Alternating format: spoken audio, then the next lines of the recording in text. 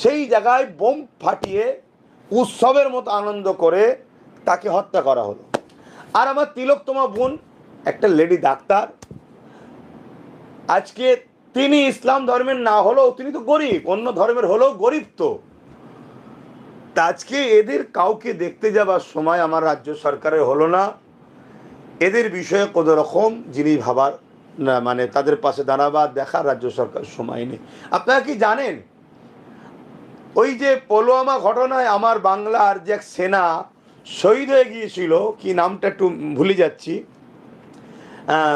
পিন্টু না মিন্টু কি নাম ছিল, ঝন্টু আলী, সরি ঝন্টু আলী দাদাকেও দেখতে যাবার কিন্তু আমার রাজ্য সরকারের সময় ছিল না, যে আমার দেশের গর্ব, সন্ত্রাসের বিরুদ্ধে লড়াই করেছে। কিন্তু খগেন মুর্মু বিজেপির একটা এমপি এবং টিএমসি থেকে বেরিয়ে গিয়ে বিজেপির এমপি, তাকে দেখতে চলে গেল।